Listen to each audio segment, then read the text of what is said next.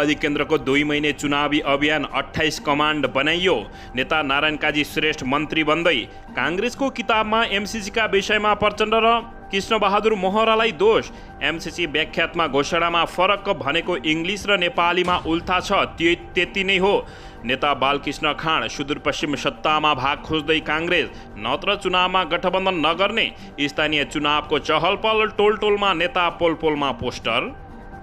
राजनीतिलाई पैसा कमाउने थलो बनाएको नेपाल मजदुर किसान पार्टीका अध्यक्ष नारायण मान बिजुक्छेको आरोप। सांसदको 178 दिन प्रतिपक्षको नाराबाजीले बित्यो। सरकारले नयाँ विधायक दर्ता नै गरेन। नागरिकता अध्यादेश विरुद्ध परेको रिट सर्वोच्च अदालतद्वारा खारेज। अधिवेशन सकिएको 4 महिनापछि टुङ्गियो माओवादी केन्द्रको लुम्बिनीको नेतृत्व। प्रचण्डलाई देखाउँदै नेता नारायण काजी श्रेष्ठले भने, एमसीसीको मतभेदबारे अहिले म बोलिन। यो वर्ष मात्रै 2185वटा आगलागीका घटना, 86 जनाले गुमाए ज्यान। व्यावसायिक उडानका लागि तयार भयो गौतम बुद्ध अन्तर्राष्ट्रिय विमानस्थल। विदेशमा नेपाली ठग्नेलाई इन्टरपोलको सहयोगमा कारबाहीको तयारी। मन्त्री कृष्ण कुमार श्रेष्ठ। 2 नम्बरी फिल्मबाट पल शाहको स्थानमा सौगात। पल शाहलाई हटाइयो फिल्मबाटै। आज 1 लाखभन्दा कममा झरे सुनको मूल्य कतिमा हुँदैछ? कारोबार यसबारे पुरा जानकारी। चैतभित्रै मेलम्चीको पानी काठमाडौँ पुर्याउन मन्त्री चौधरीले दिए निर्देशन। काङ्ग्रेसको किताबमा एमसीसीका विषयमा कम्युनिस्टहरूलाई आरोप। एमसीसी बारे भ्रम चिन्ह काङ्ग्रेसको पुस्तक। प्रचण्डद्वारा एमसीसी लिन विज्ञ नियुक्त। सकारात्मक भन्दै महराद्वारा बाटातुर्ली गठन। म ढुङ्गा हानेर सडकमा टायर बालेर हत्या गरेर राजनीतिमा आएको होइन। राष्ट्रिय प्रजातन्त्र पार्टीका राप्रपाका प्रवक्ता ज्ञानेन्द्र साई। नाबालिग बलात्कारको अभियोगमा अनुसन्धानका लागि नवलपुर पुर्याइएका कलाकार पल शाहलाई फेरि तनहु तानियो। किन तानियो यसबारे पुरा जानकारी। म्यादी प्रहरीमा भर्ना खुल्यो। 1 लाख जनशक्तिको माग। स्थानीय तह निर्वाचनका लागि प्रहरी प्रधान कार्यालयले 1 लाख म्यादी प्रहरी भर्नाका लागि दस्तावेज माग्यो। 2 वर्षपछि खुल्यो मलेसिया रोजगारी। शुल्कबारे अझै अन्यल। राष्ट्रवादी शक्तिको तागतबाट फोर्स कनेक्सन गर्नुपर्छ। राप्रपाका अध्यक्ष राजेन्द्र लिङदेल। एपी शर्मा ओलीले चुनावमा राजावादीसँग मिलेनन् भने मैले कान काटेर फालिदिन्छु। स्वास्थ्य मन्त्री विरोध खटिवडा। रुकुम पश्चिममा एउटै विद्यालयका 20 जना विद्यार्थी 1 हप्तादेखि बिरामी। सांसद अधिवेशन अन्त्यसँगै प्रधान न्यायाधीश विरुद्ध महाभियोगको प्रस्ताव अल्पत्र। नेपालमा पछिल्लो 24 घण्टामा थप 83 जनामा कोरोना भाइरस संक्रमण पुष्टि। 130 जना भए निको। खुल्यो कोरियाको भाषा परीक्षा। रोकिएकालाई 6 महिनाभित्र पठाइसक्ने सरकारको यस्तो तयारी। मेलम्ची खानेपानी आयोजनाको काम ठप्प। किशोरी बलात्कार अभियोगमा भक्तपुर होटलबाट सञ्चालक पक्राउ। र राजनीतिलाई पैसा कमाउने थलो बनाइएको यी नेताको गम्भीर आरोप। स्थानीय चुनावको चहलपहल, टोलटोलमा नेता, पोलपोलमा पोस्टर। अब हेर्नुहोस् पुरा समाचार। दर्शक महानुभावहरू नमस्कार। नेपाली न्युज टिभीको न्युज बुलेटिन खबरमा यहाँहरूलाई हार्दिक स्वागत छ। सदाझै आज पनि तपाईँहरू माझ देश तथा विदेशका महत्त्वपूर्ण समाचार अपडेटका साथ उपस्थित भइसकेका छौँ। हामीलाई तपाईँहरूले कहाँदेखि हेर्दै हुनुहुन्छ नेपाल भए जिल्ला र ठाउँको नाम लेख्नुहोला। यदि विदेशमा हुनुहुन्छ भने आफू रहेको देशको नाम लेख्न नभुल्नुहोला। र हाम्रो च्यानल नेपाली न्युज टिभीलाई अहिलेसम्म पनि सब्सक्राइब गर्नुभएको छैन भने सब्सक्राइब गरी जोडिनुहोला। साथै सँगै रहेको बेल आइकनलाई पनि दबाउन नभुल्नुहोला। दर्शकबिन आउनुहोस् आजको मुख्य समाचारबाट सुरु गरौँ। संयुक्त अरब इमिरेट्स युएई दुबईमा भ्रमणमा रहनुभएका श्रम तथा रोजगार सामाजिक सुरक्षा मन्त्री कृष्ण कुमार श्रेष्ठले मङ्गलबार आबुधाबी स्थित नेपाली दूतावासद्वारा आयोजित कार्यक्रममा नेपाली समुदायसँग अन्तर्क्रिया गर्नुभएको छ। कार्यक्रममा मन्त्री कृष्ण कुमार श्रेष्ठले नक्कली मागपत्र बनाउने, झुटो आश्वासन र रोजगारीको प्रलोभन देखाएर प्रचलित कानुनले तोकेको प्रक्रियाभन्दा बाहिरबाट नेपालीलाई युएई ल्याउने कार्यमा संलग्न व्यक्तिहरूलाई कारबाहीको दायरामा ल्याउन अन्तर्राष्ट्रिय प्रहरी अपराध संगठन इन्टरपोलको सहयोगमा युएई दुबईबाट नेपाल झिकाउने तयारी गरेको उनले बताएका छन्। दर्शकबिन विदेशमा नेपालीहरूलाई ठग्नेलाई इन्टरपोलको सहयोगमा कारबाहीको तयारी गरेको मन्त्री कृष्ण कुमार श्रेष्ठले जानकारी दिएका हुन्।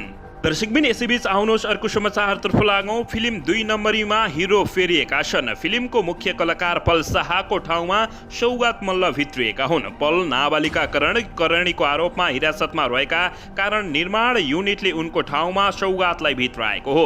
2 वर्ष अगाडि शुभ साहित्य गरेर छायाङ्कन सुरु गर्दा फिल्ममा पल शाह मुख्य भूमिकामा थिए, तर फिल्मको छायाङ्कन भइरहँदा कोरोना महामारीका कारण काम अगाडि बढ्न सकेन। कहिले भने फेरि सुरु हुन लागेको छ।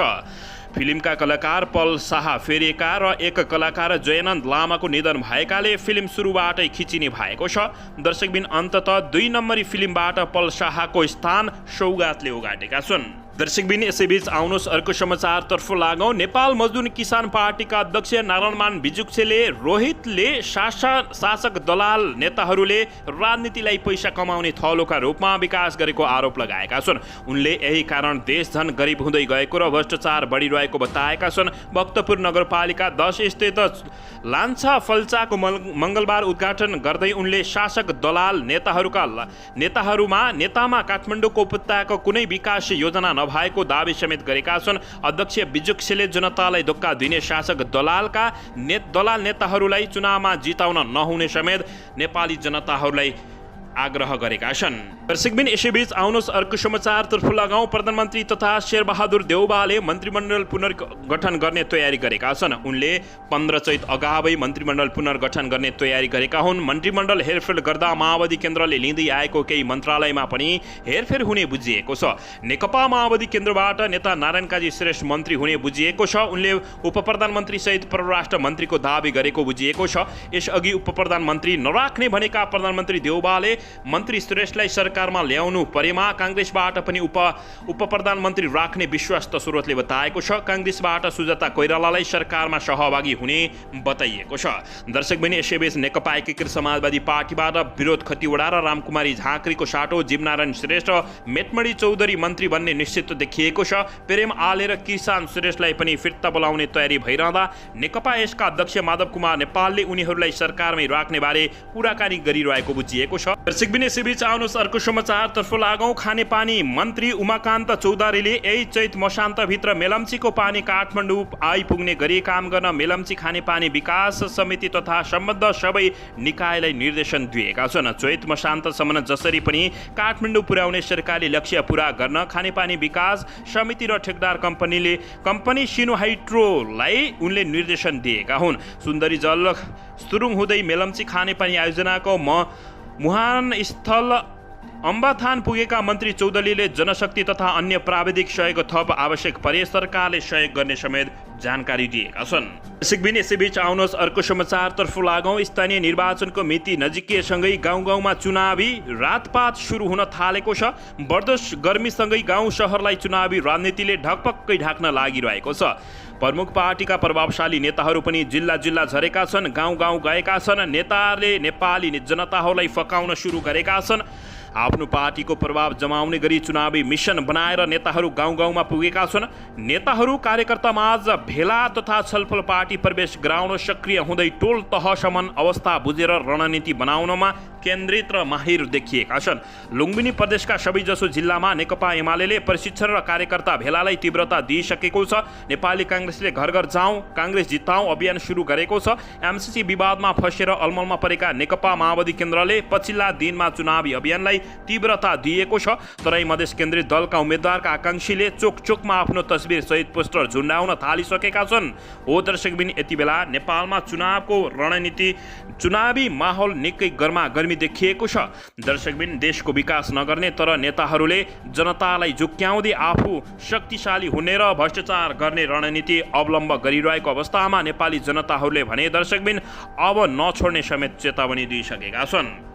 दर्शकबिन, यसैबीच गौतम बुद्ध अन्तर्राष्ट्रिय विमानस्थलमा नियमित उडानका लागि लगभग तयारी अवस्थामा रहेको छ। आगामी जेठ 2 गतिबाट नियमित अन्तर्राष्ट्रिय उडान अवतरणको तयारी भएको विमानस्थलका प्रमुख गोविन्द दाहालले जानकारी दिएका छन्। उनका अनुसार प्रारम्भमा कम्तीमा 10 वटा एयरलाइन्सले व्यावसायिक उडान थाल्ने तयारी गरेको छ। उडानका लागि कतिपय एयरलाइन्सले निवेदन दिइसकेको र कतिपयले दिने क्रम रहेको उनको भनाइरहेको छ। वैशाख 1 गते नेपाल वायु सेवा निगमको विमानबाट फ्लाइट परीक्षण गरिने उनले बताएका छन्। विमानस्थलका लागि आवश्यक अन्य भौतिक पूर्वाधार अन्तर्राष्ट्रिय भन्सार अध्यगमन सुरक्षा निकाय मेट्रोलोजी लगायतका निकायलाई पनि पत्रोच्चार गरिसकेको उनको भनाइरहेको छ। उहाँहरूलाई तपाईँका सबै पूर्वाधार र जनशक्ति हाम्रो विमानस्थलमा दुरुस्त राख्न भनेर आग्रह गरिएको छ उनले बताएका छन्। दर्शकबिन अन्ततः तराईमा पनि नेपालमा पनि अन्तर्राष्ट्रिय विमानस्थल दोस्रो हुने भएपछि जताततै खुसियाली छाएको छ। दर्शकबिन अमेरिकन सहयोग मिलेनियम च्यालेन्ज कर्पोरेसन एमसीसी अनुदान लिनका लागि माओवादी केन्द्रका शीर्ष नेताहरूले नै अग्रसरता जनाएको तथ्य उल्लेख गर्दै नेपाली काङ्ग्रेस स्थानीय तहको निर्वाचनमा होमिने भएको छ। माओवादी केन्द्रका अध्यक्ष पुष्पकमल दाहाल प्रचण्डदेखि प्रतिनिधि सभा व्याख्यात्मक घोषणासहित एमसीसी अनुमोदन गर्ने बखत बैठक बहिष्कार गर्ने कृष्णबहादुर महराको योगदानका कारण नै नेपालमा एमसीसी परियोजना आएको तथ्यसहित स्थानीय तहको निर्वाचनमा काङ्ग्रेस जान लागेको बताएको छ। गत आइतबारदेखि गाउँ गाउँ जाउँ घर घर जाउँ नेपाली काङ्ग्रेस जिताउँ भन्दै स्थानीय तह निर्वाचन लक्षित गर्दै कार्यक्रम आयोजना गरेको नेपाली काङ्ग्रेस केन्द्रीय कार्यालयले एमसीसी अनुदान सहायता सम्झौता भरम र यथार्थक नामक पुस्तक सहित प्रचण्ड महरादेखि डाक्टर बाबुराम भट्टराईले एमसीसी ल्याउन गरेको योगदानबारे देखिएको भ्रमलाई त्यसलाई चिर्ने प्रयास गरिरहेको छ। माओवादी यो एमसीसी प्रक्रियामा सुरुवातदेखि नै संलग्न थियो। माओवादी नेतृत्वको पुष्पकमल दाहाल प्रचण्ड प्रधानमन्त्री र कृष्णबहादुर महरा उप प्रधानमन्त्री तथा अर्थमन्त्री रहेको सरकारले नै सम्झौता आवश्यक छ भनेर सहायता प्राप्तिका लागि तयारी गर्न बाटोटोली गठन गरेको थियो। त्यति बेला सो बाटाको तयारी गरेको आधारमा नै सम्झौता अगाडि बढिरहेको हो पुस्तकमा उल्लेख गरिएको छ। दर्शकबिन यसैबीच आउनुहोस् अर्को समाचारतर्फ लागौँ। नाबालिग बलात्कारको अभियोगमा अनुसन्धानका लागि नवलपुर पुर्याएका कलाकार पल्स हालै तनहु ल्याइएको छ। नवलपुरमा बयान सकेर फेरि अनुसन्धानका लागि उनलाई मङ्गलबार तनहु ल्याइएको जिल्ला प्रहरी कार्यालय तनहुका डीएसपी युवराज खड्काले बताएका छन्। अनुसन्धानका लागि नवलपुर पठाइएका थियौँ, अब फेरि यहाँबाट अनुसन्धान हुनेछ उनले बताएका हुन्। डीएसपी खड्काका अनुसार 4 चैतमा पललाई हिरासतमा राखेर अनुसन्धान गर्नलाई जिल्ला अदालत तनहुबाट म्याद लिएको छ। अनुसन्धानको क्रममा रहेकाले फेरि पनि म्याद थप हुन सक्ने उनले सङ्केत गरेका छन्। दर्शकबिन यसैबीच आउनुहोस् अर्को समाचारतर्फ लागौँ। नेकपा एकीकृत समाजवादीका नेता तथा स्वास्थ्य मन्त्री विनोद खट्टीवडाले प्रमुख प्रतिपक्षी दल नेकपा एमाले राजावादी दलहरूसँग चुनावी गठबन्धनको गृहकार्य गरिरहेको गम्भीर आरोप लगाएका छन्। एमाले राप्रपा लगायतका राजावादी दलहरू र शक्तिसँग चुनावी गठबन्धन गर्ने ठोकुवा गर्दै उनले केपी शर्मा ओलीले छलफल चलाइरहेको दावी समेत गरेका छन्। कम्युनिस्ट भएर पनि काङ्ग्रेससँग गठबन्धन गर्यो भनेर माधव नेपाल र प्रचण्डलाई विभिन्न टिप्पणी गर्ने केपी शर्मा ओली नागार्जुन पूर्व राजा र राप्रपासँग गठबन्धनका लागि धाइरहेका छन्। आगामी चुनावमा केपी शर्मा ओली पनि राजावादीसँग गठबन्धन गर्दैछन्। गरेनन् भने म दुईवटै कान त भन्दिनँ, मेरो एउटा कान च्वाट्टै काटेर फालिदिने मन्त्री विनोद खट्टीवडाले जानकारी दिएका छन्। दर्शकबिन यसैबीच आउनुहोस् अर्को समाचारतर्फ लागौँ। नेपालबाट वैदेशिक रोजगारमा गएका 98% कामदारले फेरि भिसा फेरि टिकट नपाएको भेटिएको छ। सरकारले व्यवस्था गरे अनुसार सेवा शुल्क र लागत खर्च पठाएर नेपालबाट कामदार लैजाने रोजगारदाताको सङ्ख्या अत्यन्त न्यून रहेको नेपाल संयुक्त ट्रेड युनियन जिफन्डले जानकारी गरेको एक अध्ययनले देखाएको छ। फ्री टिकट फ्री भिसाको नीतिकै कारण वैदेशिक रोजगारमा गएका कामदारहरूको जोखिम झन बढेको अध्ययनको निष्कर्ष रहेको छ। अध्ययन अनुसार 98% कामदारले वैदेशिक रोजगारमा जान म्यान पावर व्यवसायले 1 लाख रुपियाँ भन्दा बढी भुक्तानी गरेको पाइएको छ।